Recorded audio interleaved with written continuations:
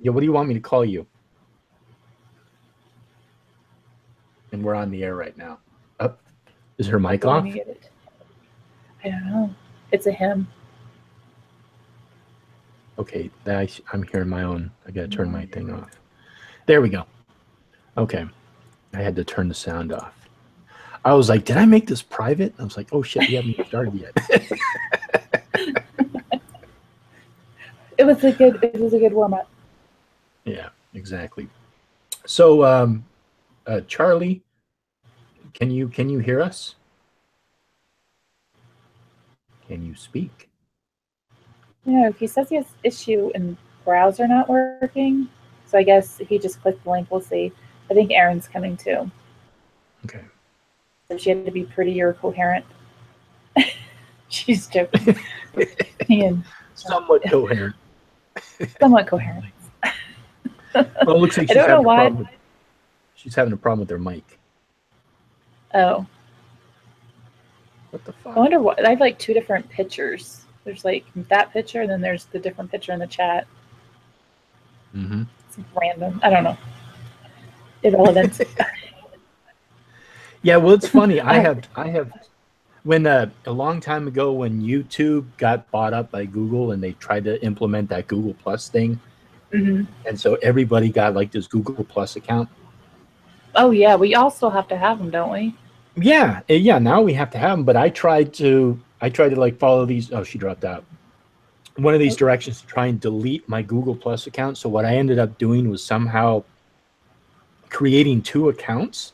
So I have like a Google Plus account and this account, and anytime I join a Uh, Hangout, all there. these. Yes, is it working? it worked. Problem was Oh, hi, hon. I forgot to allow the microphone, and it like vanished, so I couldn't allow it. And I was like, "What the hell's going on?" Okay, Are so you you got okay it being now, called Charlie? Yeah, Charlie's fine. Charles, Chuck, Chuckles, doesn't Chuckles. matter. Chucky. I'm not calling you Chuckles. I Don't call me refuse. Chucky. Okay, Can no I call problem. you Chuckles? You can if you want to. Chuckles. I like Chuckles. Chuckles is a good name. Yeah, So, it was in when I was in elementary school. I used to laugh like Ripperoo from Crash Bandicoot, and I got the name Chuckles. Like um, that's whenever I'm walking down the street, that's like my insult to people, but that it's a type of insult where they don't exactly know if it's an insult or not. So I'll call them Chuckles. Like, what are you talking about, Chuckles? And oh, I would take that as an insult. I don't. That's just whatever. but I mean, what's offensive about it? The Yeah, it's just tone. No. Well, yeah, I mean, obviously, yeah, it's the tone. It's like, yeah, what's up, Chuckles? But it's not like saying, hey, what's up, asshole? I would probably say that. Yeah.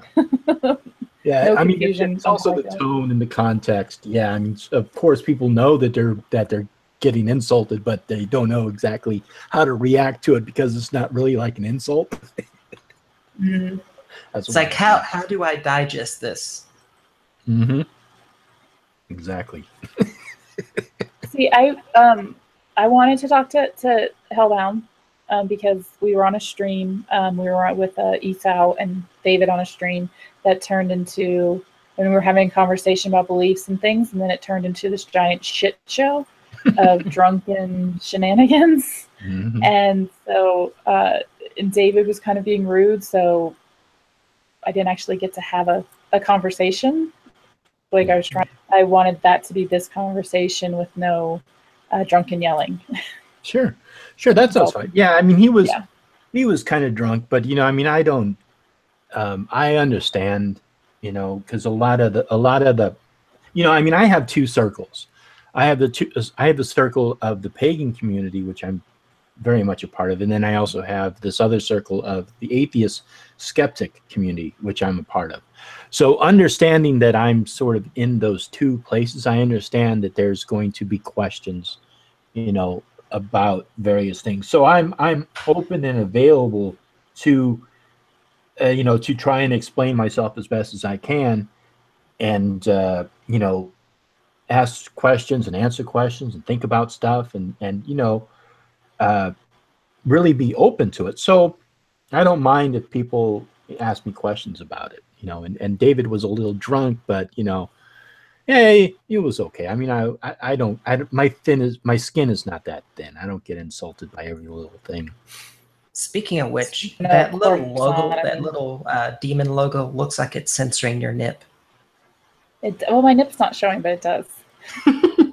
It's hilarious. He's just teasing. See, it Yeah. gives you the allure, but it's Yeah. not really like showing anything. Yeah. There's no lollipop. The one thing that I think I was trying to ask you that night was if you believed in an actual deity. No, I don't. So this is the thing. A lot of witches and pagans and occultists are you know, they can be polytheists, they can be animists, they can be pantheists, they can be even monotheists, duotheists.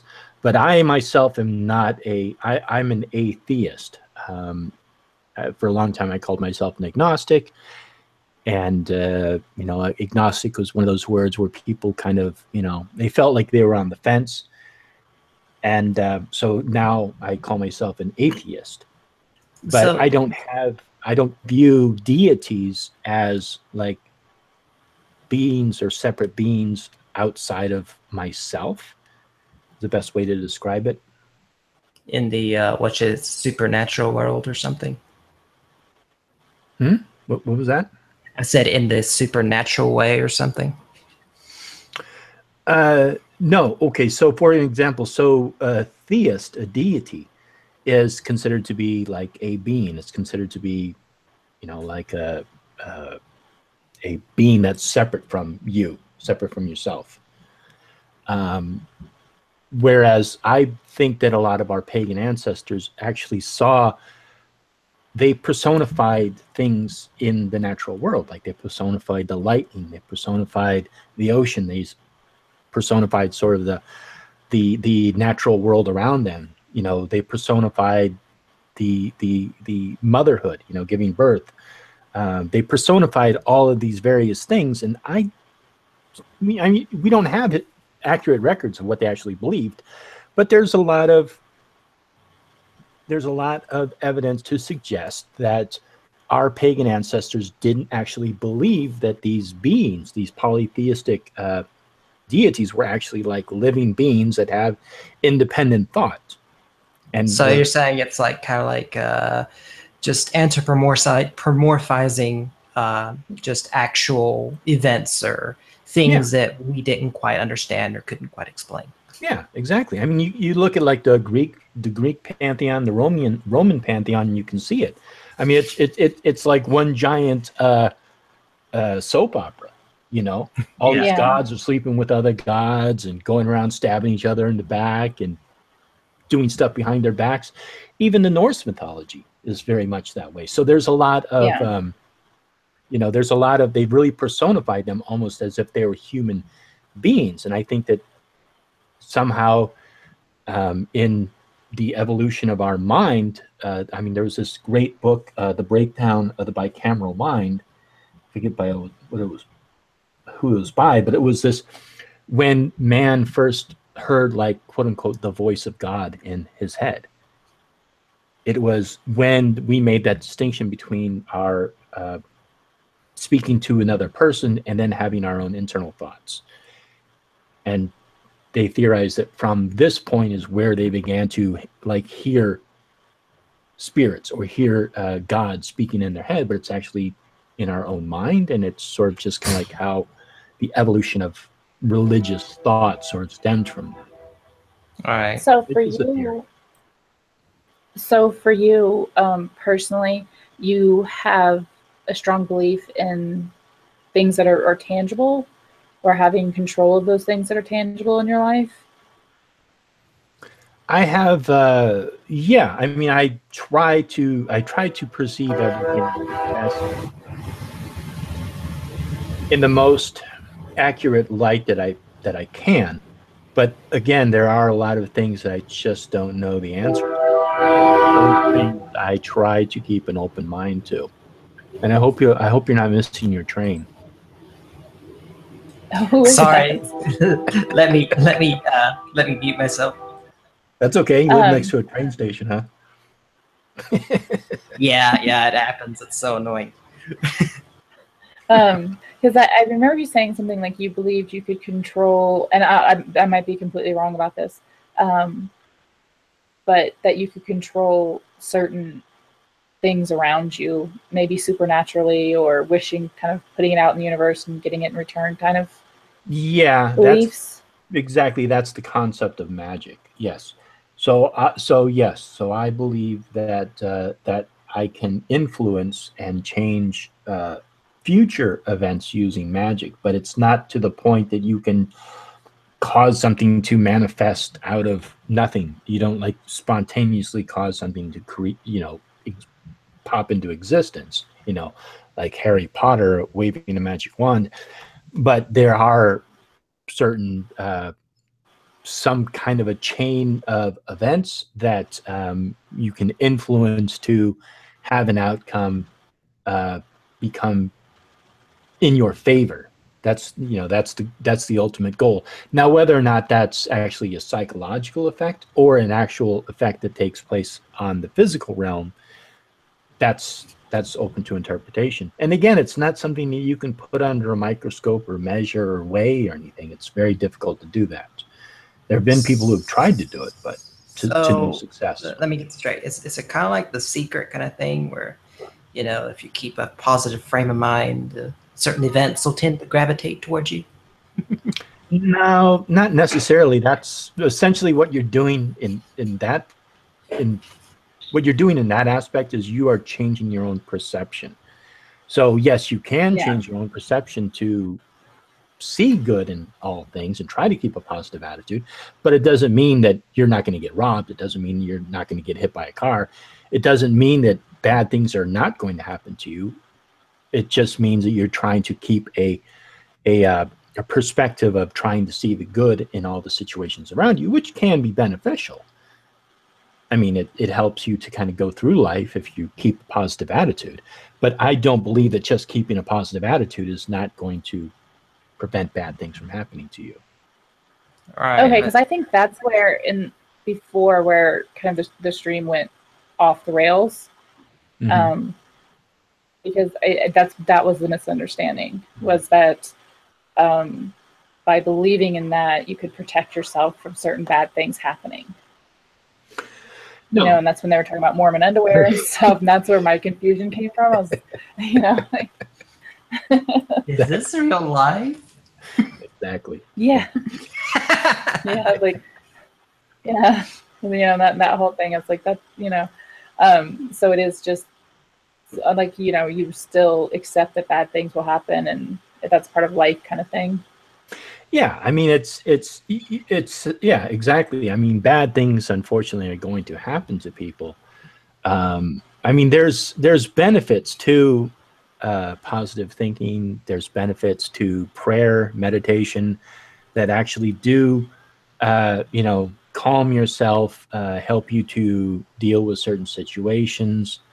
But those are psychological effects. Like, they've done studies on people who, have religious beliefs, who have to deal with, like, let's say a sibling or a parent dying, and them having that belief helps them to get through a situation. And I'm not saying that their MRIs will be different when they're in that state of meditating or praying and things like that. Their MRIs look different than someone else, right? Too. So what exactly is this? Well. What exactly is this magical thing you perceive or you think exists? Just. Well, that's a pretty complex thing, but let me see if I can. Okay, so throughout a lot of, let's say, going back in history to, like, let's say, shamanistic times, or when people did like rituals for, let's say, a good harvest, or let's say maybe even Indians who did a rain dance to get rain to come. So they believe that their actions, those actions that they took, had an effect upon like the spirit realm or the outer world to cause something to occur in benefit. So like, let's say they would have a good harvest or rain would come. And this is very much part of witchcraft belief, pagan beliefs, that the things that you do in a ritual somehow cause an effect to happen, whatever it is that you want to happen. And the best way to describe it is what Aleister Crowley called it, which was using one's will to cause change to occur in conformity with that will. So that's the best way that I can describe it, is that I believe that if I do certain rituals, that I can cause something to influence into my favor. Yeah. You know, that kind of reminds me of, have you ever watched Theremin Trees? Watched what? Theremin Trees. Theremin Trees? No, I don't know what that is. Theremin Trees, he talks about atheism a lot, and he goes more in the psychological sense. And one of the things he likes to talk about is how we perceive something as beneficial. So he like showed like some kind of test, or was talking about it, where they were trying to figure out what pigeons would do if they had to wait for food, or how they would react if you conditioned them to, you know, get a certain amount of food at a certain time. And they noticed that there were certain behaviors they would start doing, just very specific. You know, they would, I don't know, dance a certain way, or bob a head a certain way, tilt their head a certain way, or tap their foot or something. It's kind of like a tick or something. And to me, that kind of reminds me of that. It's like people have these rituals and it thinks it actually changes what happens, but it doesn't often, you know? Yeah, that sounds a little bit kind of like programmed conditioning. So like, you know, Pavlov's dog. That's what that sounds like to me. So I don't ring a bell and start to salivate.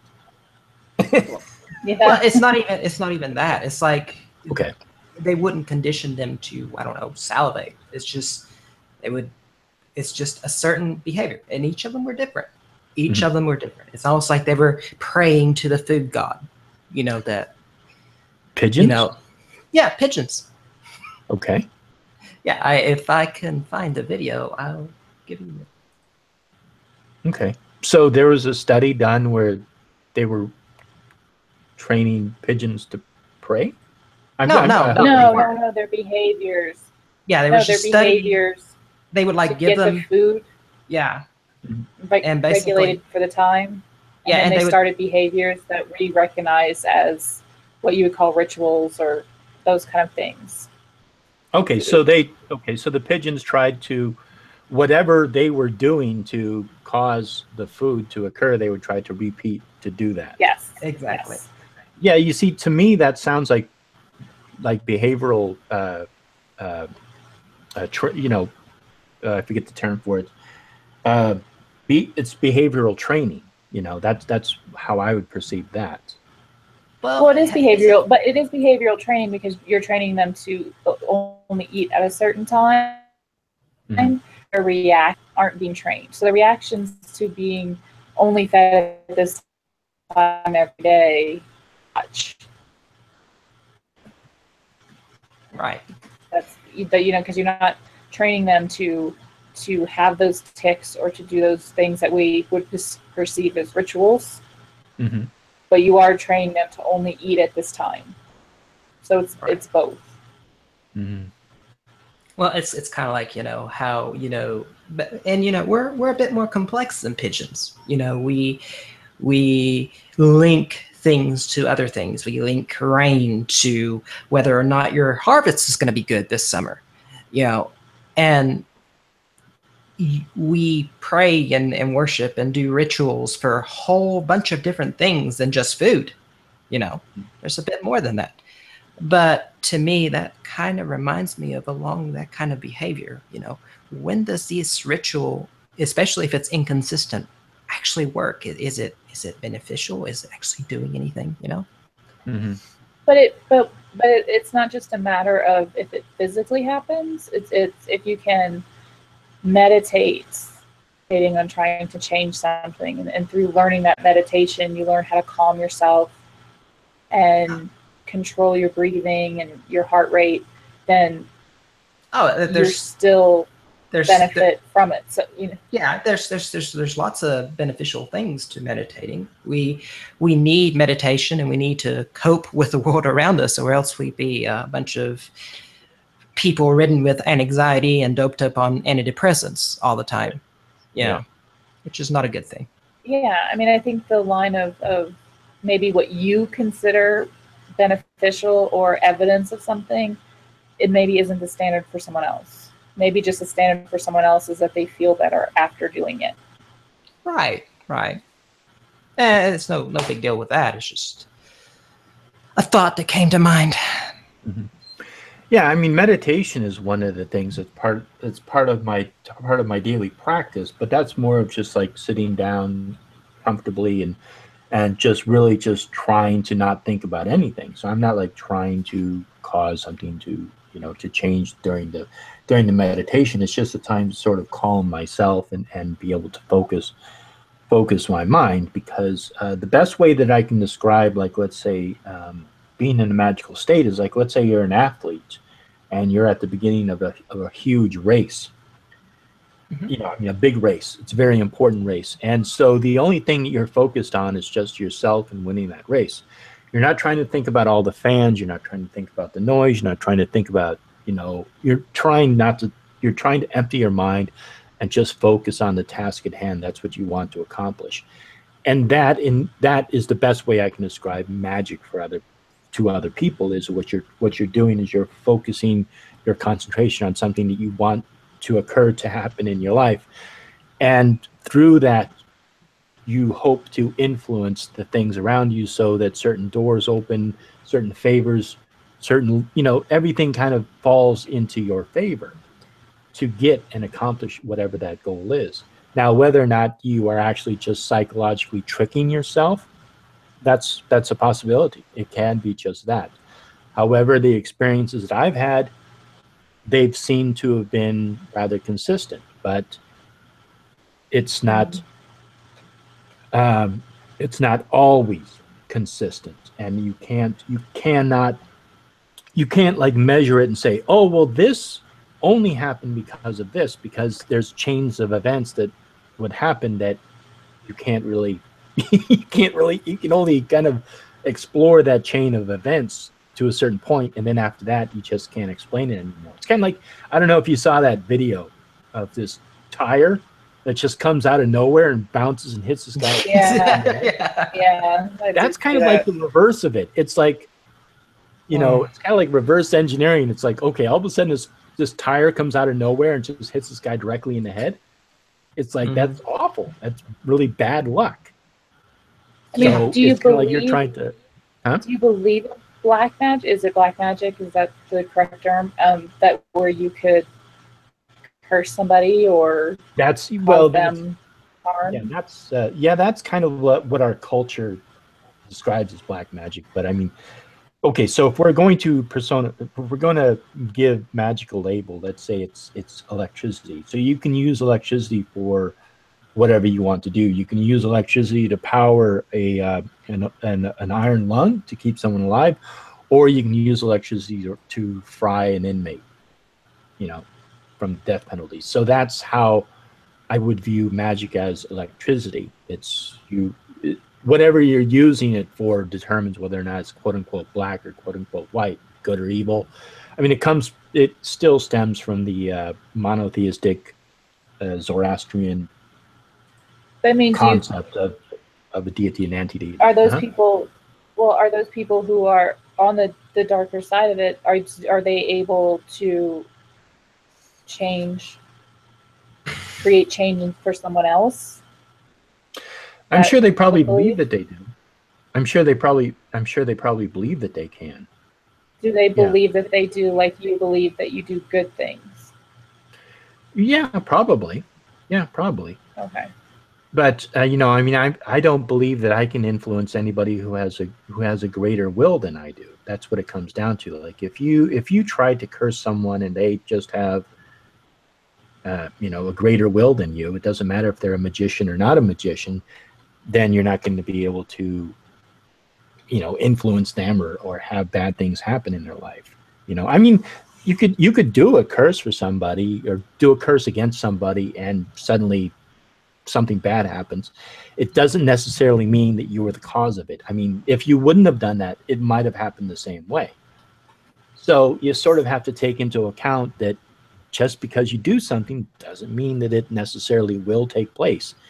You kind of have to you sort of have to take it with a grain of salt and understand that some things happen in this world just out of shit luck. Like the guy walking down the street getting hit in the head by a tire. That was shit luck. So you have to embrace a certain amount of cognitive dissonance to believe in magic. Yes, I would agree. Yes, you do have to suspend a certain amount of skepticism, and you do have to sort of look at things kind of like you do have to believe it. So yes, there is that aspect to it. Yeah. I don't think I could ever do that. Yeah, I'm very, yeah. Well, I'm not asking. I came out of the womb questioning things. Well, I'm not asking you to. I honestly don't care what believe. I mean, the thing about it is I'm willing to open up and share my beliefs with people, and then they can sort of dissect them and everything. And it's a vulnerability that I'm willing to sort of expose to other people's opinions about me, and that's fine. Hey, if it helps. I had an ex-girlfriend that believed in exorcisms, so I don't. It doesn't bother me that bad. Yeah. No, I don't think it's not a bothering thing. It's just I'm probably one of the most curious people on earth. I want to every question answered. And it's something I don't understand. So I'm gonna ask questions. It's not. Right. I don't judge anybody. I mean, your beliefs don't hurt anybody. You're not telling women that they have to have their clitoris cut off, or people have to be killed. So, it's not. If we had religious people or people that were into pseudoscience that were just like Hellhound or, Patrick is another one, the world would be a better place. Who's Patrick? Patrick's Christian. Yeah. Not sure who that is. He's an older Christian. Yeah. He's on Twitter. He's a fly monkey. I see. Okay. Nice guy. Christian, but nice guy. I think he's been on Devin's channel before, right? Yeah. Okay. Yeah. I think. With the Wiccans that I've seen on YouTube or have known in my life, they've always worshipped Earth and bull and community, and I've never come across somebody who believed in that were just total assholes. Mm-hmm. Right. That's they've all been very giving back to the world and trying to keep balance. People trying to balance things instead of one person trying to rule. Yeah, and I think one of the great things about that is that it's, I could talk to 100 people who call themselves Wiccan, and we all probably have a whole different idea of everything. And that's, that's one aspect of a lot of pagan faiths that I really appreciate is it's okay. You can sit there and say, hey, I don't believe this. And the other person say, well, okay, well, and they're not going to try to convince you one way. It's open to perceive the world and the way that you perceive it. If you perceive lightning as Thor, then you perceive lightning as Thor. I'm of the mindset that if you want to worship a purple crayon, Mhm. just as long as you don't hurt anybody or you don't try to Right. make someone else worship it with you, I'm fine. Yeah. I don't care what you believe in. Right. It's the Yeah, only, and you I know, mean, the only that's thing time says problem is when you want to change laws and make exactly. an impact on people.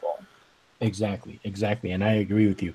I mean, and then there's a there's a controversial rule that that a lot of that Wiccans kind of follow is sort of like a guideline, which is and it harm none, do what you will. And so it's just kind of like as long as it doesn't bother anybody, do what you want. And that's pretty much the basis of a lot of what Wiccans believe. And not I everybody mean, do you, follows that, but that's how, I'm like when I was trained, that's what I was taught. To me, the I mean, most do you do bizarre like mix I've ever seen with yeah? Wiccans is I Do met you a Christian Wiccan once. That was hilarious. Yeah, Christian Wiccan? Yes. yeah. I have a 2-part video on that. I'll have to watch it. But do you do like this, like the like writing things on a piece of paper and burning them, rituals with certain color candles and Well, okay. So yes, rituals can get very complex, and they could. Let me see if I can break this down. They're like a symbolic story that you are trying to create, that you want to have the outcome be the way that you want it to be. So you would use, okay, so for example, if you were going to use something to burn it, so if you're burning something, uh, you're destroying it, and it's changing into smoke, and it's going up into the universe, and hopefully that is going to cause some kind of a change to occur. So you could do that. I would not, if depending upon what it was that I wanted to happen. Like let's say I wanted something out of my life. Let's say I wanted to finally get the courage to quit smoking. And obviously I don't smoke anymore, but I did at one time. But if I wanted to quit smoking, then I might like say I want to quit smoking on a piece of paper. Then I might burn it and then have it destroyed. And doing that symbolic act is giving myself uh, the the energy and the influence that I need to actually quit smoking. And this is okay, I see. something that someone could do. So yeah, Uh, so we're, in a sense, yes. to me, that's almost ritualistic in the sense like you're meditating to fix a problem or to Mhm. work something over in your head. Yeah. And we all like burning stuff. As long as you don't burn down your house. The arson with me. Exactly. And I mean it can, it can be really, yeah, it can be really complex, and you don't want to get it too complex, and you want to keep it rather simple. But I mean, human beings, we find patterns in things. That's what we do. We naturally see patterns, like maybe Charles, what you're talking about with the pigeon. The pigeon moves it, bobs its head this way, and it gets food. It's like, oh, okay, so that's a pattern. So human beings, we follow patterns. Okay, so if we do this dance and then the next day it rains, oh, there must be some kind of a connection between that dance and the rain. Well, and that's more or less what Thurman Trees talked about in religion. And I really like listening to him. He has an awesome accent, awesome voice, Mm-hmm. and he talks everything through rather calmly. And one of the things he said is that we are not naturally truth-seeking individuals. We are pattern-seeking individuals. Right. And even if the pattern is wrong, we'll adhere to it because it Yeah. fits some grand scheme. This is why a lot of religious people, especially, really devout ones, have trouble seeing anything else. Mm-hmm. Well, yeah. Right. So is that guy on YouTube? I'll have to see if I can find some of his videos. Yeah. I'll actually type it on the chat here. Okay, cool. I mean, we see a man on the moon and a face on Mars, and we can pick a person's face on just about anything, whether it's there or not. Yeah. Yeah. Yeah, and I agree. We want to see patterns in things, and I mean, I keep an open mind to things. I try to recognize, okay, am I actually seeing this, or am I projecting onto that? And that's something that you have to do. You And, have to Do understand you that find some part. yourself and then yourself saying you're there's projecting on it? Yeah, I mean, you have to be to a certain degree skeptical. I mean, obviously, if I was really skeptical, I probably wouldn't be, practicing. I probably wouldn't be, Yeah. because I'd be questioning every single little thing. So there's a little bit that I consciously suspend for it. But the way that I perceive it is, it's kind of like, why do you like music? Why do you like art? If you ask those questions, then maybe you can understand that there's an element of human nature which needs to sort of suspend and kind of believe that, you believe in those fairies and believe in that sort of thing, because there's an element of imagination and creativity in there. I don't know. It's really nice. I really don't think too deep on liking music. All I know is I listen to it and it gives me chills. So Yeah, but have you ever thought about? Yeah, but why do you like music? It doesn't do anything for you. well, it doesn't really do anything, but there's obviously a psychological response to it. So Yeah, but you don't really need it. I mean, you need food. You don't need music. You don't need art. We're social creatures. Yeah, That's but there's why nothing we're really social social about creatures. music. Yes, Or there there's is. really? Okay. oh yeah, go dancing. Yeah. But I mean, just even like you're Concerts just and listening to music at home by yourself. I mean, do you ever do that? Oh yeah, sometimes. Okay. So Sometimes I what's do so it while I crucial? I mean, work. It's I mean, I'm just saying that there are things that we do that, in my opinion, we only do because somehow it gives us a certain amount of pleasure. And indeed. those. Hey, of you know, course. We, mhm. why would we do Our something art gives us that pleasure. isn't All of it. pleasurable? Right. Exactly. I mean, all of it, and it gives different pleasure to different people. Yeah. Mhm. That's and that's why humans are so awesome. But that pleasure, you don't have to have like a cognitive dissonance to have to enjoy music and then take pleasure in art. Spend things to appreciate a painting.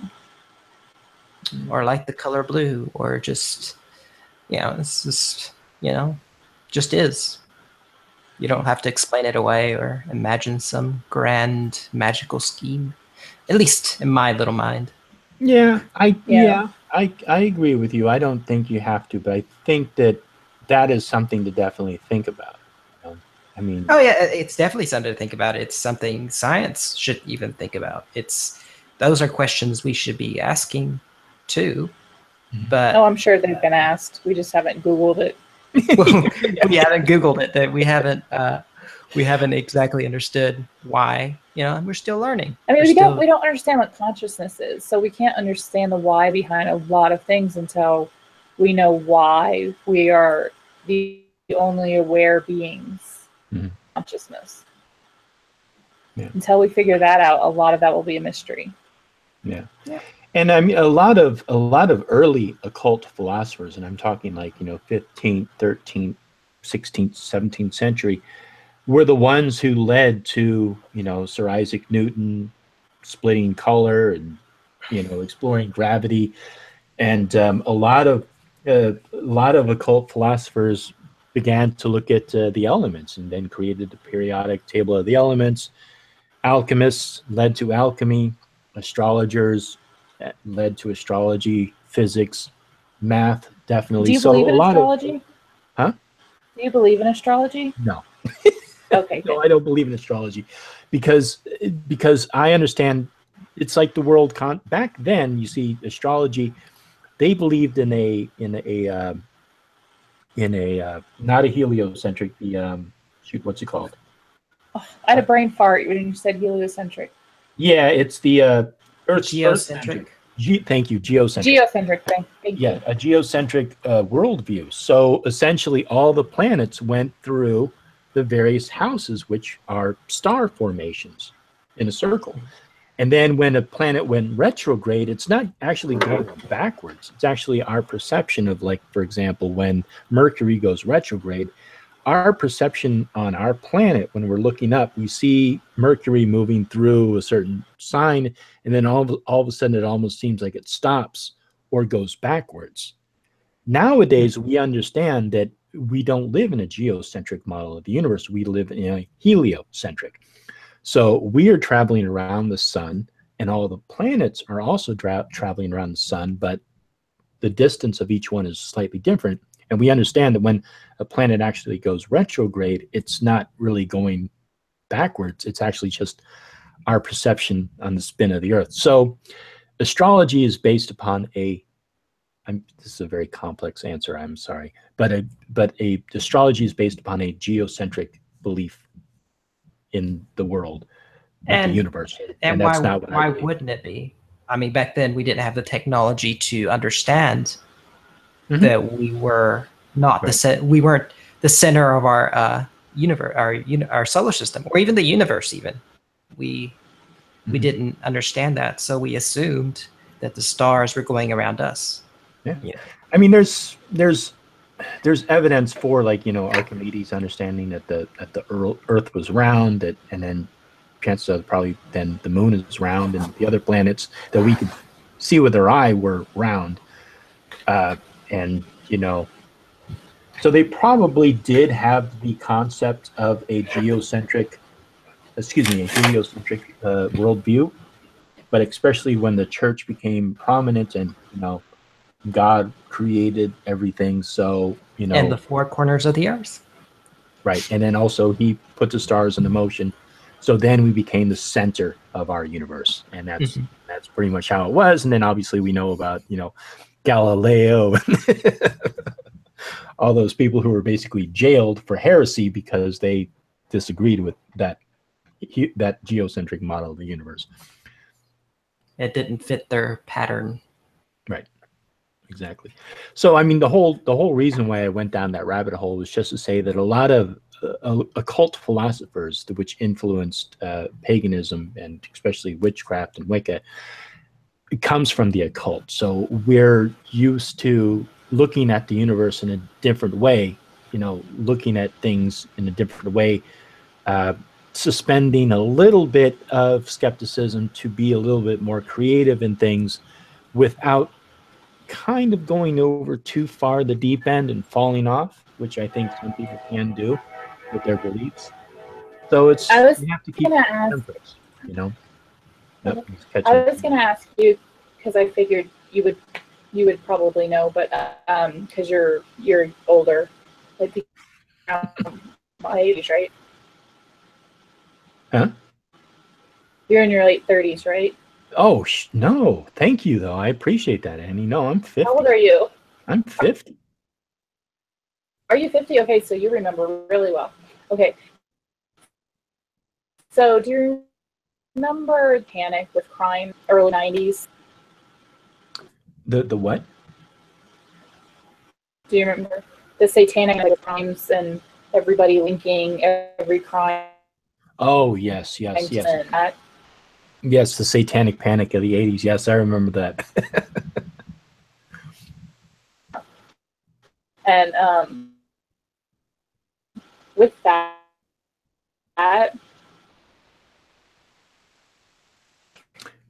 your voice is becoming very. None of the crimes. We know that now. Oh my! Your voice is becoming very robotic. Try hitting F5 and. Is that better? Okay, F5. Yeah. Does that work on a Mac? No, you might have to just reconnect. I don't know what it would be on a Mac. Okay, let me refresh. Okay. Yeah, refreshing might help too.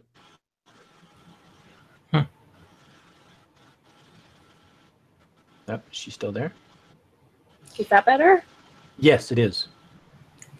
The only thing I barely remember is the panic of the 2000s. The world was going to end. Oh, yeah. Mm-hmm. Oh, no, this got people sent to jail for their life. I mean, this satanic stuff, so many people. um, in this group that's crime. But my question's that Gallus beliefs. The in and out. It's so hard. Yeah, try. Sorry, Annie. Try like closing and reconnecting. Okay, 1 second. Yeah, and just use that same link that I sent in the Twitter. All right. So let's awkwardly mumble while Annie's gone. Talk about her behind her back. Yes, yes. How Yeah, but she's I think she's talking about the satanic panic of the 80s, and actually because I lived in San Francisco where the Satanic Church started, and this was very much at the heart of the satanic panic. And there was, like there was a poly class who was kidnapped, and there was all these rumors of people, like the Satanists had kidnapped her, and like the FBI was investigating a lot of occult. Because I was involved, I've been involved in Wicca and the occult since I was 13 years old. So at this time, I was in what we call a coven group in San Francisco, and and so there was people who were, hey, she's back. There's two of her. Uh-oh, she's cloned herself. She's a witch. Burn her. Can you hear us, Annie? Are you alive? I think so. Yeah. We'll see. Oh, okay, good. Okay. Fixed it. Okay, so I was saying in the satanic panic with all that going on, I was wanted to hear. Well, were you practicing back then? Yeah, I was. I was just telling Charlie. Yeah. So I mean, I've been practicing since I was 13 years old. So especially during the 80s, like in 1988, I know 1988, 86, 87, there was satanic panic. Even here in San Francisco, there was a kidnapping of a poly class. And oh yeah, he was a free guy, bro. Yeah, I mean, she was. That was labeled as Satanism. Huh? Was that labeled as Satanism? Well, people were saying that Satanists were running. It's like today. There's a lot of chatter. People say, "Oh, the Satanists did it," but there was no evidence of it. And no, I mean, she was unfortunately kidnapped by someone, but it didn't have anything to do with Satan. Or let me put it this way: there was no evidence, there was no proof, there was no trial or anything that led to Satanism or any. Yeah, he was just a bad guy who should have been in jail who got let out. Yeah. Oh, yeah. They did They did catch him. That's right. Yeah. And I think he should have been in jail. Yeah, he had actually. Yeah, because he had actually kidnapped a couple of other kids. Yeah. But anyhow, when that happened, there was a lot of people investigating, like kind of like talking in the occult community, and especially the Church of Satan, because Anton LaVey at the time was working with the San Francisco Police Department, so he was very cooperative with them, and he'd even worked with them, so they investigated them pretty thoroughly. The same with Michael Aquino, and but there was never any proof of it. But regardless, Christians just automatically assumed that it was these Satanists running around, kidnapping children and sacrificing them to Satan. And I mean, there's no evidence, there's no proof of it. Yeah, there's no proof anywhere of that. Yeah. What growing up, that's pretty much how Christians went. This end times, things are getting worse, and they're after us. Well, when I was the first time I was really aware of it was with the West Memphis 3. Yes. In that case, and I followed that case. I know it way too well, but you saying, because you draw pentagrams and you wear black clothes and your music and you're a Wiccan, and then you're a Satanist and you killed these kids. And that was kind of my first awareness of all of it. Mm-hmm. Just how, how adults, because I was 12, or what happened in 1995, so I was 15. So, that's how adults saw anybody who was not a Christian. Exactly. And I just remember that being like a really vivid memory, and not knowing what was true, because I grew up in a really, really Catholic. I grew up in New Orleans, everybody was Christian. And so I remember not having a clue about any of it for so long. Yeah. And that was my only knowledge of it, knowing that used incorrectly in a court of law. Yeah. That was my only knowledge. It was for so long. And the thing with the West Memphis Three, I forget his name, but was it Don? I want to say Don Nichols. It wasn't Don Nichols. Damien. Yeah, Damien Eccles. Thank you, Damien. Yeah. I mean, all they did was, oh, well, here's a book by Aleister Crowley, and let's flip to this page and read it out in front of the jury. And it's like, all they did was they just set it up. They just completely emphasized this. And what had happened with that, I think it was one kid, right? One kid. Jesse Miss Kelly, yeah. Yeah, who was murdered. There's 3 kids. Oh, there were three little boys that were murdered. Okay. But the murder itself had absolutely nothing to do with any kind of occult ritual or anything, but they tried to spin it because Damien Eccles had a book by Aleister Crowley, and mean, they just, the way that they spun it was just completely ridiculous. And my main argument with that, whenever people bring stuff like that, it's like, well, how many Christians are in jail? Does that mean that everybody who's committed a murder who's a Christian did it for Christianity? If you're going to say that somebody who's a Satanist commits a murder is did it for Satan, I mean, it's completely ridiculous. I mean, there have been murders like in Mexico where there's they do that. Yeah, this group that actually likes to frighten people, and so they'll do it that way to scare people. But that's a gang. It doesn't actually have anything to do with actual occult practices.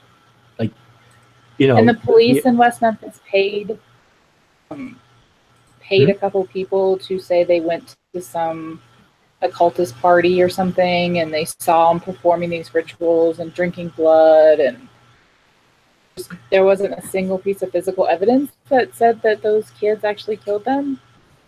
And then with DNA testing, turns out that the physical evidence that was left, it's all pointing to a stepdad of one of the kids that killed them. Yeah. Well, yeah, because I mean, they were later released from prison. Yeah, on Alfred plea. Yeah. Yeah. That whole panic, I just remember it so well because I was in the South. Yeah. It being, they were in Jesus land. And that they were like demons and devils, and they were everywhere, and there were Satanists everywhere, and they were going to kill you. And I never met a Satan. I don't think I've really met a Satanist. Mm-hmm.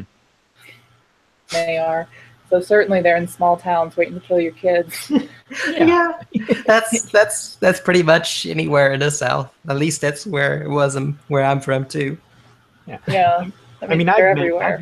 I've met a lot of Satanists. I even interviewed a guy named Anthony from the Church of Satan on my channel that you can watch. And I mean, they're atheistic. They don't believe in an actual Satan, deity. They don't believe in that. They don't believe in God. They basically just use it as a way to sort of give a big middle finger to the church.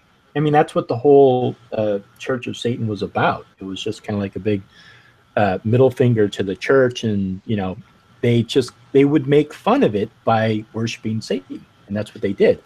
And Anton LaVey kind of threw in occultism in there too, and they created sort of psychodrama rituals.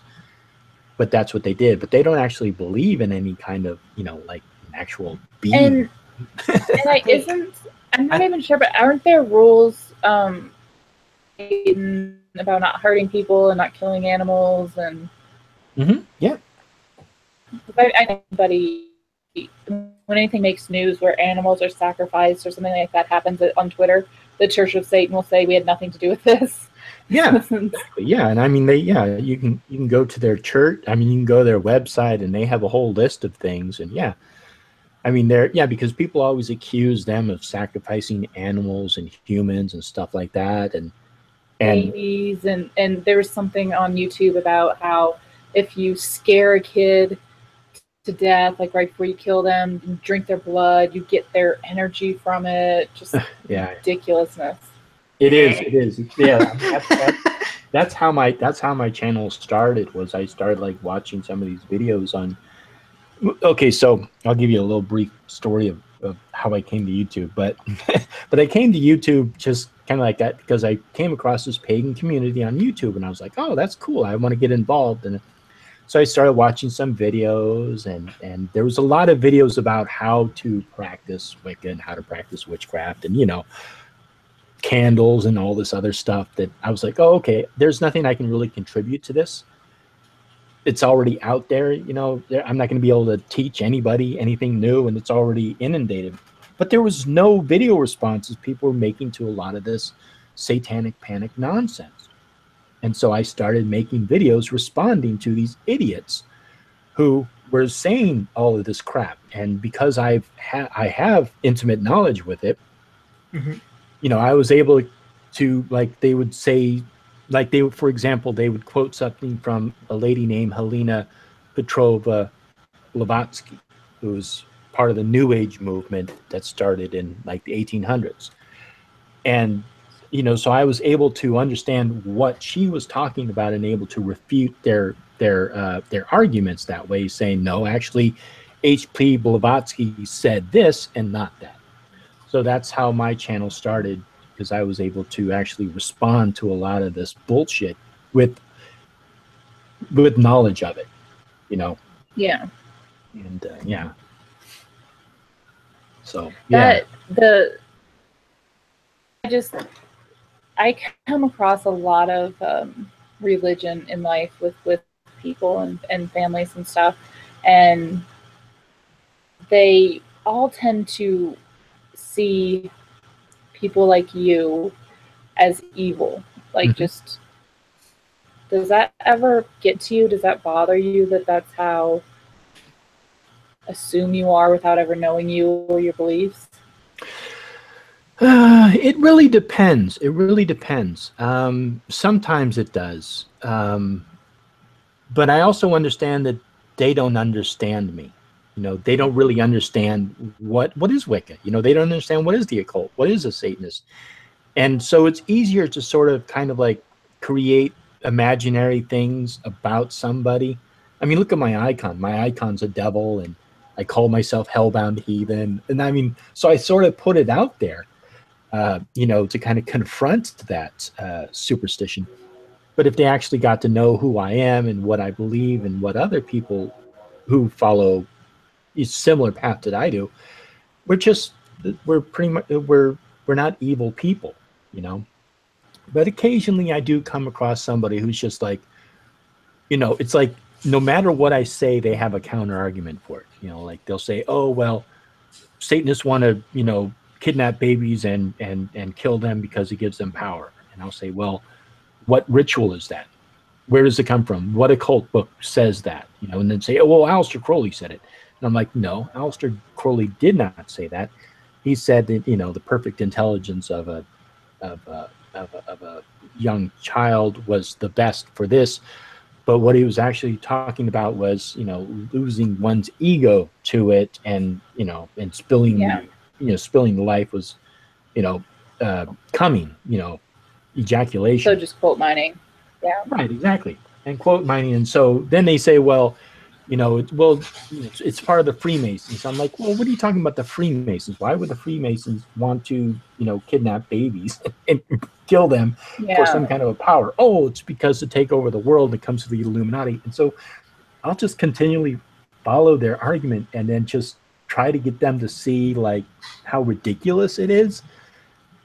Because if you follow that logic all the way up, it's like, okay, so what is the goal of the Illuminati? What they're going to try and control government. So, So it's like, but I mean, a lot of it is like what we're doing right now, talking about this. And so people find out that, okay, so Wiccans believe some crazy ass shit, but they're not actually like going around hurting people. If anything, Yeah, that's what I want people to walk away with, And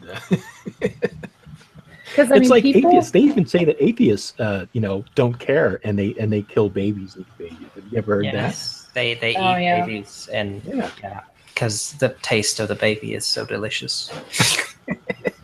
We Tastes ask like chicken.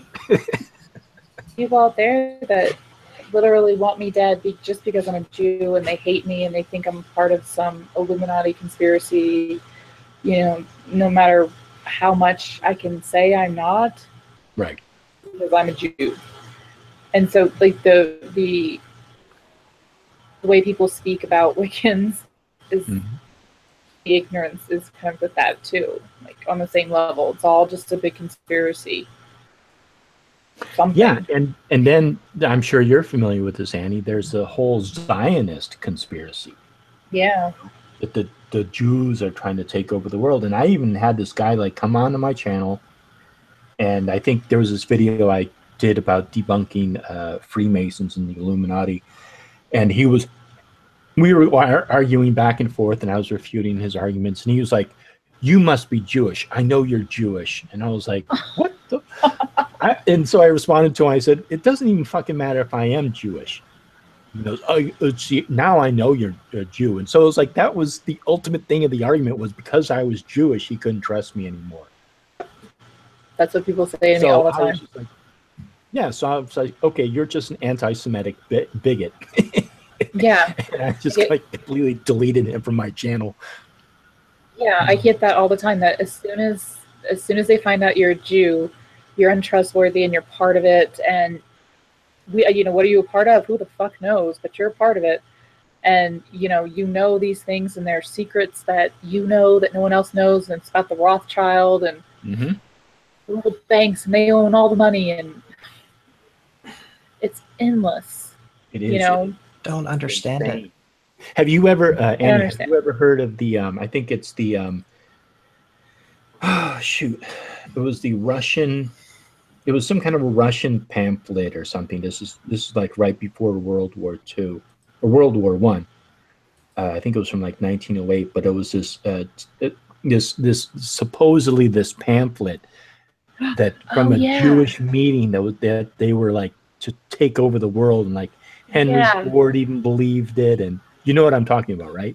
Yeah, I know what you're talking about. It was and it was fiction. Yes, and it was complete. Yeah, it was complete fiction. Yep. But so he was bringing this up, and I was like, no, that's complete bullshit. And I was telling him like, okay, so you think that like these Jews had this meeting, and like one of these pamphlets got away and like fell out on the street or whatever. I mean, I just always want to know where these Jew meetings are, because I'm never invited. I've never been invited to one. I don't know where they are. I would like to have a say. If we're going to run the world, I'd like to have a say. I'd like to stake a claim in the part of the world I want to run. Yeah, exactly. Hey, come on. I mean, exactly. You got Jewish blood in you. Why don't you get a say in it? What's going on with that? I have I'm mostly Jew. I'm one of the super Jewiest people out there, and they don't invite me. Super Jewish. You mean you're a super Jew and you're still not going to these meetings? Yeah, that's not right. Nope. It isn't. It's almost like they don't exist. Almost. I know. I joke with my friends about because we do the same thing with the Illuminati. Like, oh well, did you go to the Illuminati meeting last night? Oh yeah, same thing. I'm sorry, you're talking to someone who's in the Illuminati, because I have Illuminati freckles all over me. That I have my freckles form triangles on me. Aha. Actually, what we do is we pass our notes through dollar bills. And if you look at the numbers placed by the eye, you can decipher the messages. But you have to use a microscope. No, you have to use the freckles on my arm. There's a map. You look at the freckles on my arm, they'll lead you to the Declaration of Independence and the secret Jews. It does look like a map. Oh my God. And you have to use it, the one that's to the left of the Star of David shape that your freckles make. And you start with that freckle, and then and then it leads to the the path of the treasure. Yep. Yep. You're gonna go on an adventure. It's gonna be a great time. And then If you get to the dewiness down, if we look down, it's all about how communism is right. Oh no, Jews started communism. I saw that on Twitter last week. Yeah. Yep. They started communism because they want to control all the banks and get all the money. That's why they started communism. Because communism always works out. Exactly. Yeah, right, exactly. Jews are money grubbing, but they started communism to get more money. Mm-hmm. Exactly. I know it, and that's the funniest thing. It's like they don't ever see the flaw in their logic. You know? Because it's flawless. Yeah, like they'll like the flat Earth conspiracy is the biggest one because there's a flat Earth because God exists, and if we have a round Earth, that proves that God doesn't exist. I mean, we talked about that earlier. And don't you dare trust NASA because NASA is like part of the crony planets conspiracy. are real. The moon is a hologram. Wake up. Yeah, exactly. But if you start thinking about all the people who would have to be quiet for that to happen, all the scientists, all the people in NASA, and then I really went into it with this guy one day, and I just completely started breaking down everything. I was like, okay, so how are they organizing all these people? How are they paying them with no one noticing? Right, exactly. Okay, so how are they paying them? Why is there no record of it? I mean, I was just I started going through all the administrative functions you'd have to do to manipulate and control and keep thousands of people quiet. And then you'd have to, and then where are they making the boats that has to guard the ice wall to keep you away from it, and the people on the boats and the weapons? What's going on there? Where do they keep people? I don't understand how these how could you even possibly interact with these people? It's because it's so funny. It's hilarious. I grant you. It's one of those things where you argue with those people for the memes. That's about it. Yeah, exactly. But do you get anything from it? Not really. I do, because every time I have a conversation with somebody who is a huge conspiracy person or into the flat Earth, I learn a new level of crazy. Mm-hmm. And that it's not, that the Challenger, one day I learned that they thought the Challenger shuttle exploded because it hit the firmament. I didn't know they knew that before. I learned something new that day that was batshit crazy. Have you seen my videos, the batshit crazy zone? No, I will though. Yeah. I whenever I have some of those that are just completely out there, I call it the batshit crazy zone because it's just there's no other way to describe it than it's just batshit crazy. It absolutely is, and it amazes me that it's 2017 and someone is telling me that the Challenger shuttle exploded because it hit the firmament. Moon.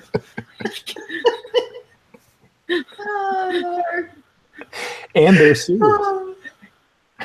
How I mean, just it's ridiculous, and the whole, if you hold a glass of water and it doesn't tilt, how can you jump up and down and land in the same place if we're going that fast, or that Earth has up and down, like the universe has up and down labels on it. Is it one of those where you jump up in the air and the Earth doesn't move? So sure. It's how can you say that the Earth is spinning? How can it be? Well, it's like they don't understand the concept of, I don't know, momentum. Yeah. Or simple gravity. Or the one that gets me the most will always be that they assume that the Earth has up and down. Mm-hmm. Right. People walk up. People in Australia aren't walking upside down, are they? Then the Earth is flat. They're, is the only perspective that matters where they're standing in that exact moment.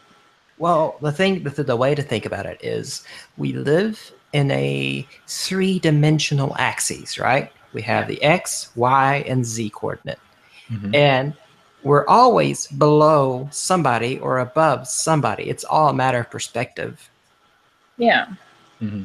But there, you know, but the Earth isn't gonna, you know, the Earth isn't up and right, and if we tilt it upside down, that everything is gonna, you know, I mean, it's just ridiculous to assume that because I'm in America. We're walking on the surface of the Earth. It's not like we are living in, I don't know, some weird, I don't know how they perceive the Earth as round. Perceive the Earth yeah, like if the Earth was round, then the people in Australia would have to be walking upside down, whatever that means. Right, exactly. Well, they are, but relative to us, we can't see them. But relative to them, I mean, I just don't. That level of stupidity, like a kindergartner could figure out. Yeah, like I'm going to be interested to see what they have to say about the upcoming solar eclipse that's going to be going to, you know, that's going to happen on August 21st. I'm just waiting to see them explain that away, you know. Oh, the last one we had, when was that? In 2000 and when was that? Where we had the solar eclipse. It was like last year, at some point. No, it was like 4 or 5 years ago. Yeah, I want to say like 2013 or 2012. Yeah, probably like I think probably 2013. And my friend was pregnant. She was 9 months pregnant when the eclipse happened. And people used to come running up to her and touch her stomach before the eclipse and tell her never to not have her baby on the eclipse, because if the baby was born on the eclipse, it would be Satan. I hear that all the time. That is absolutely insane. Yeah, I mean, apparently you can't give birth on eclipse. I don't understand how these people believe this. You know, I mean, she was, and it was her first baby too, so she was just completely freaked out. Oh Lord! But that's what everybody thought. She told me she thought that the stress of trying not to go in labor would put her into labor.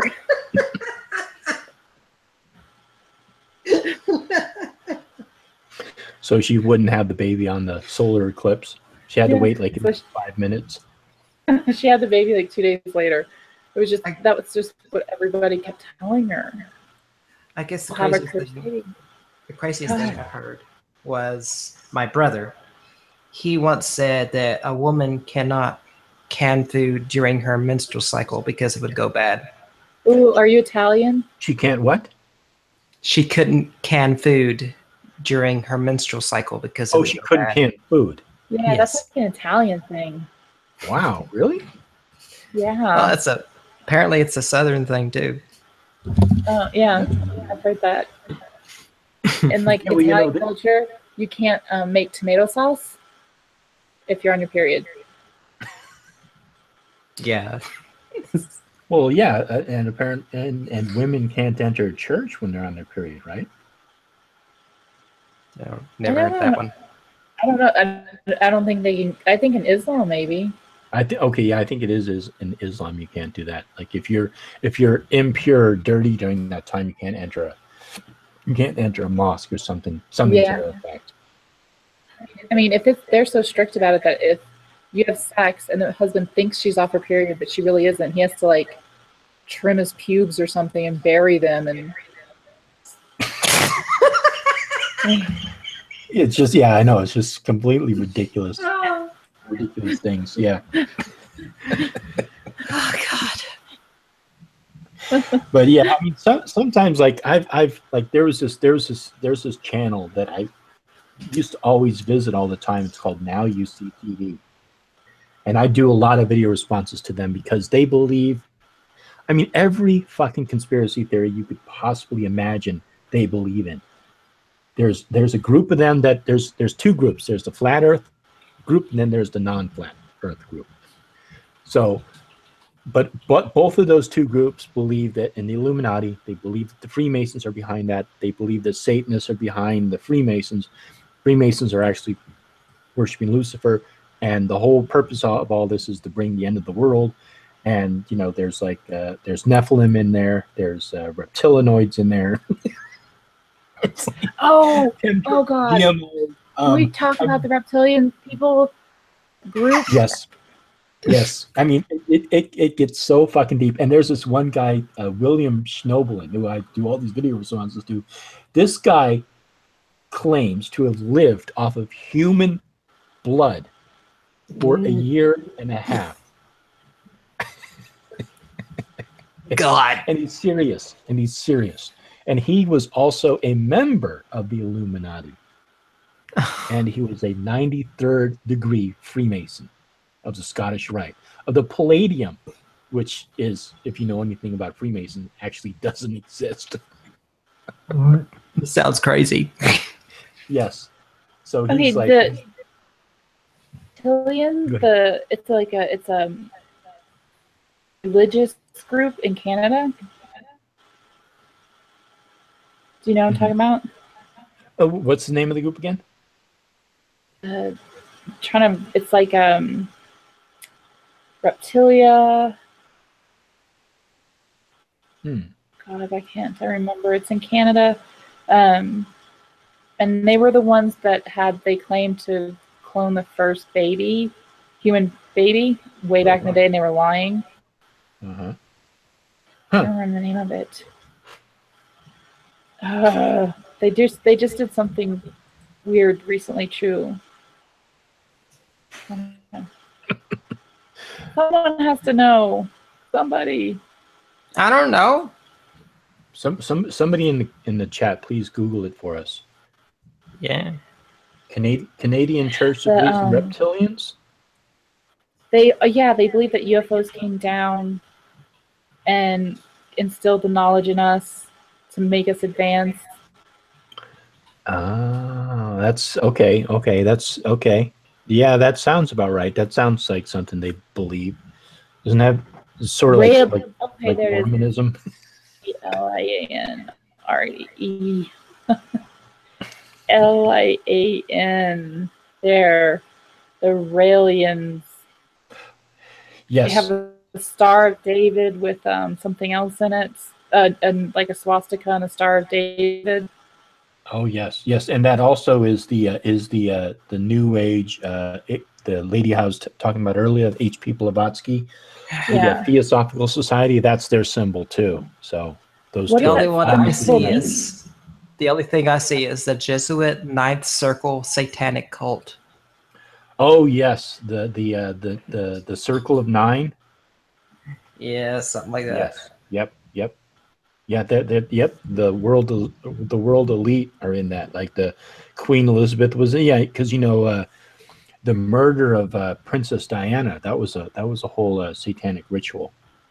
And a car accident. That sounds like baloney, but okay. Yeah, exactly. It is baloney. That's why. And also 9/11. Raelians believe that the Earth was scientifically created by species of extraterrestrials, which they called Elohim. Yep. Okay. Yeah. So it does have something to do with Mormons, right? Yep.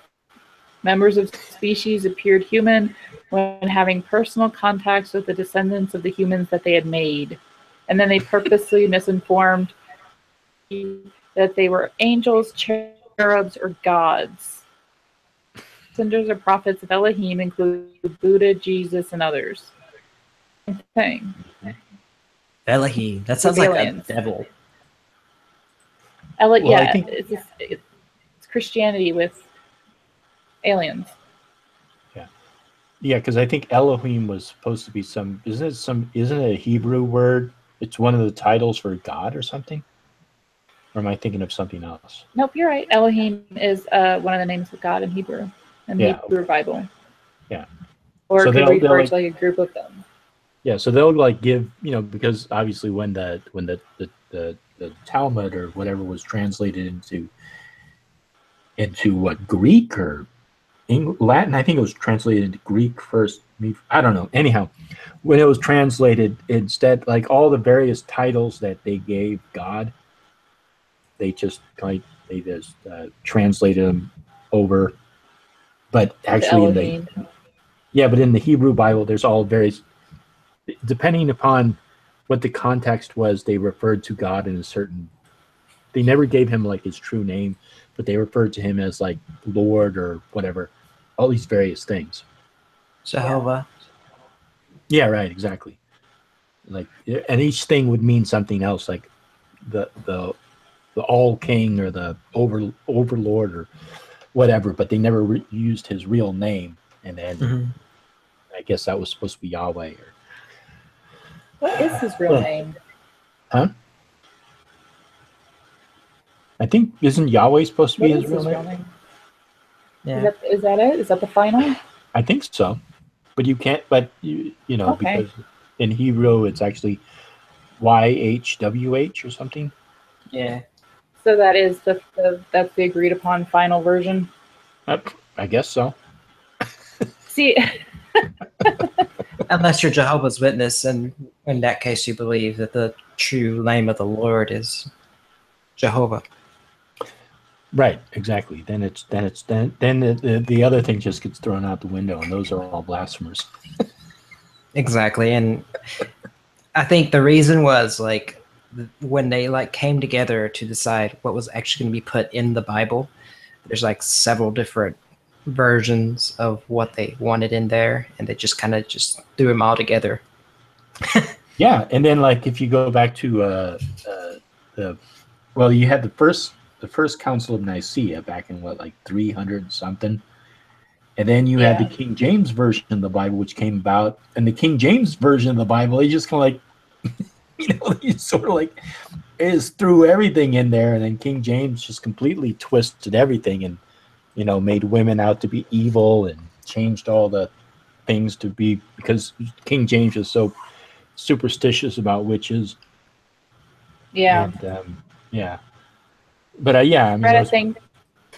And I think most books, like the new excuse me, the King James version of the Bible has 66 books that are in the Bible. But if you go to if you look at the Ethiopian Bible, it has like 88 books or 80 books, and then another Bible that only has like 40 books. So it depends upon what Bible you're using. It's crazy. Yeah, God, I'm so glad I wasn't raised religious. I wasn't either. Yeah. So Annie, did you grow up in a home? I mean, were you raised Jewish? No, Or, no. no, I wasn't. My dad was an atheist. We did traditional things just out of tradition, not for religious obligation, but just to carry on traditions through the generations, since most of his family was lost in the Holocaust. Oh wow. It wasn't, we never had like God discussions. It wasn't a thing. We didn't pray, but we would do certain things just to honor family and our heritage. I do the same things with my son now. It just feels important because, I mean, we're genetically, I'm genetically Jewish and we're German. So it just feels kind of carry that on. Not the God, we're just not the God stuff, and we don't not eat certain things or do that kind of stuff. It's more like the Hanukkah and stuff like that. Yeah, we do the Jewish New Year though. So you still kind of observe the holidays, but you don't really believe all the stuff that's sort of behind the holidays. Yeah, we don't believe in any of that. Yeah. No. It's kind of like how most atheists adopted Christmas. Right. Yeah. Exactly. Yeah. And we we just honor, because I don't think if my family had lost everything in the Holocaust, I don't think to observe any tradition at all. My dad wasn't raised really Jewish. They were kind of secular.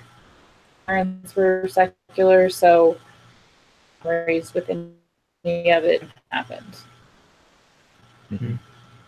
And what about you, Charlie? Did you grow up in a religious home? Not at all. My dad was an angry atheist. Angry atheist, huh? Yeah. Wow. Yeah, you could like get him yelling for hours if you talk about God, if you even hint about that might be worse. I mean, that might be just as bad as someone yelling at you about God, like, or the rules of the Bible. Right. And my mother just kind of went with the flow. I mean, she was really one of those that's like, think what you think, believe what you think, Mhm. take a look at it. Just As a see parent, what's you. yeah.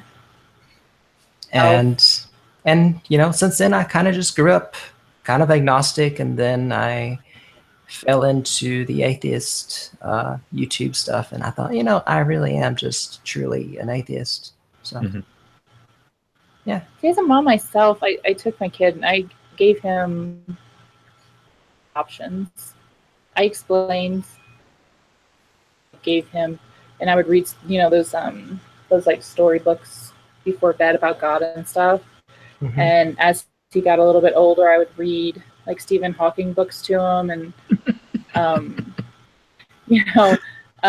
brief history of time and stuff like that. I would read to him. You give him all of the stuff, and he would ask me 10 million questions about God and things like that, and he just couldn't understand. And for him, being young, well, why does God let evil things happen was his Right. Yeah. The big questions we all ask. Yeah.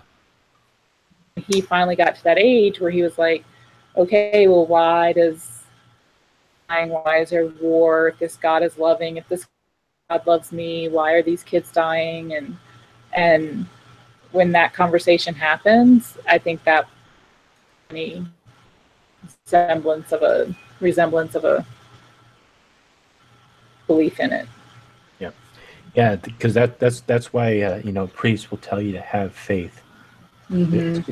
It's all in a divine plan. You have to have faith because you start asking those questions, and yeah. For me, what killed I didn't. For me, what I mean, killed. if go ahead. Sorry. Go ahead. For Charlie. me, what killed religion for me wasn't even, why does God let bad things happen, so much as I would notice that the kids I went to school with, they were mean. They were mean to me, and they were, Jesus following, brats. And for me, I thought, why even try if I'm going to heaven with those things? Yep. Why? So Yeah. it just never. When I was never drew me. when I Go was ahead. when I was a kid, I went to Catholic school. It was one of the better schools in the city, so that's where my dad sent us because education is the most important thing.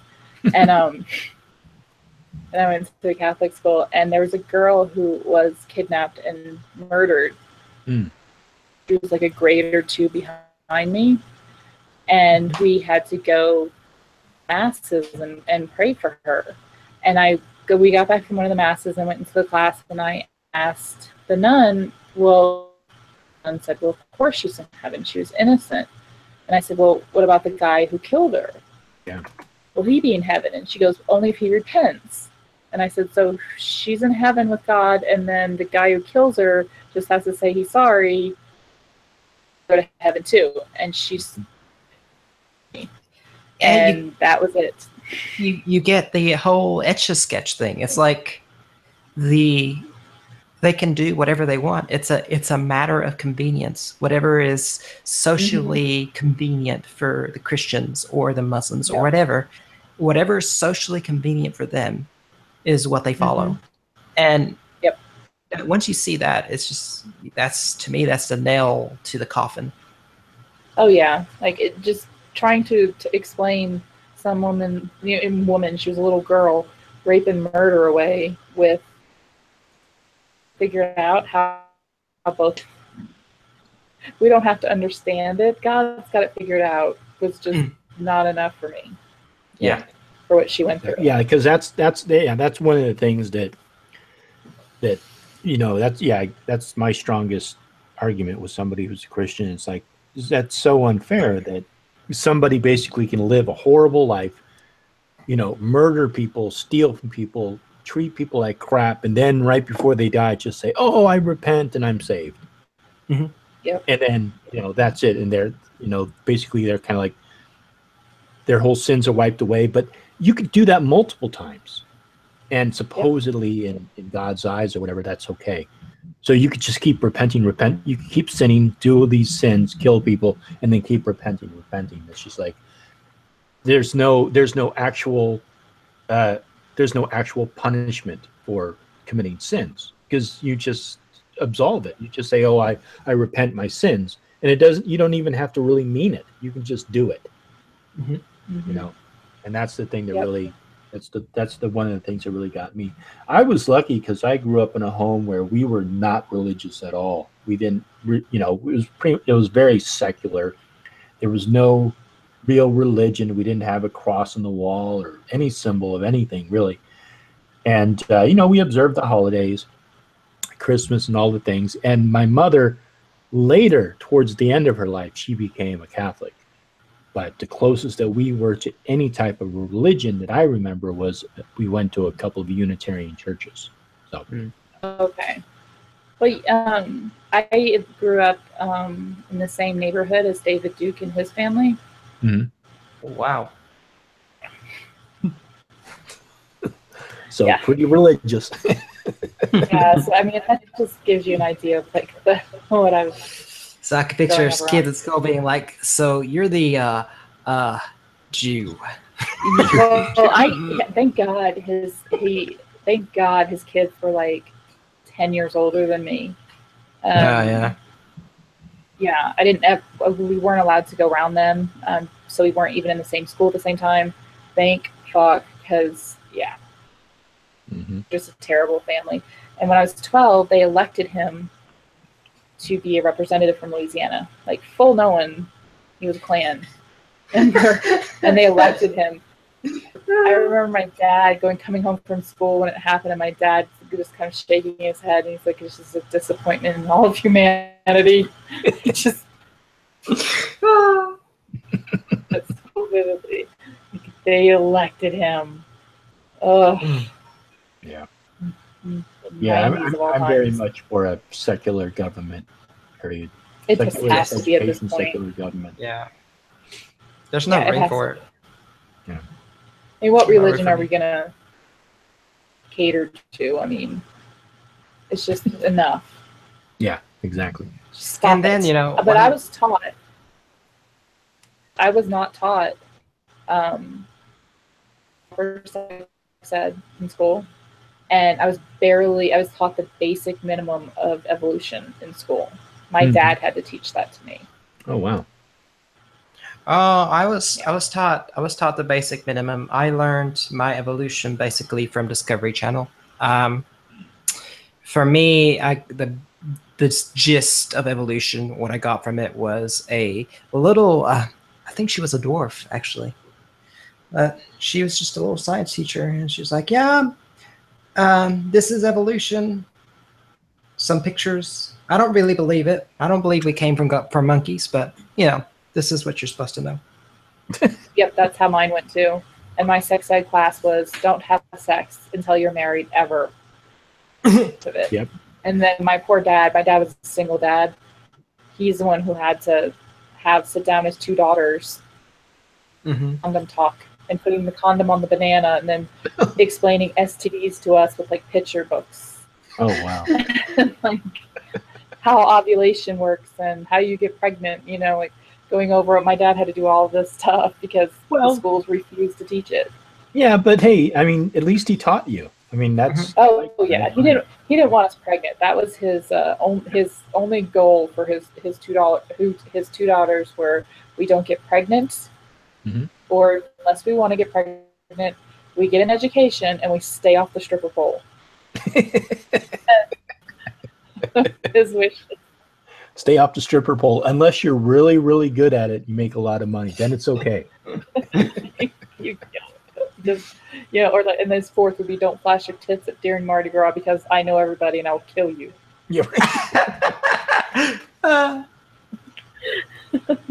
That was my poor dad had to shoulder the responsibility of teaching sex ed because we lived in Louisiana, so they weren't going to do it. Well, once we got pregnant in high school was alarming. Well, I was taught evolution in school, and also my mother was studying anthropology, so I already. Oh, that must have been fun. Yeah, so I already learned it through her. You know, like she would bring home all these textbooks, and I'd flip through them, and I'd see like hominids and all the various evolutionary stages of how man evolved from primates, and just looking at those, and you know, so I mean that's how I started. So I was already accepting of evolution. Mm. So I mean, because I grew up in the LA school district, and then later moved to the Bay Area and went to Berkeley School, Berkeley High. So they were both of those communities were pretty secular and not teaching religious doctrine. That's Yeah. good. I learned. I remember when I. I am gonna have to Go go. ahead. I'm getting like really sleepy. Yeah, All right. I'm actually getting that way too. So, All right. yeah. But this was Thank fun. you, Hey, thanks Hellbound. for hanging out. We should, Thank you. yeah, we should do this I again. had a really good time. Yeah, I hope so. All right. Yeah. Anyways, Answered all my questions and no one got drunk and yelled at anybody. Success. Which is a good thing. oh, you got to hear my train now and again. Yeah, Yep. exactly. All right. Well, thanks, Ani, and thanks, Charlie. It was nice hanging out. I'll was see you fun. then Okay, on Twitter. All right. Have a good night. All right. Night.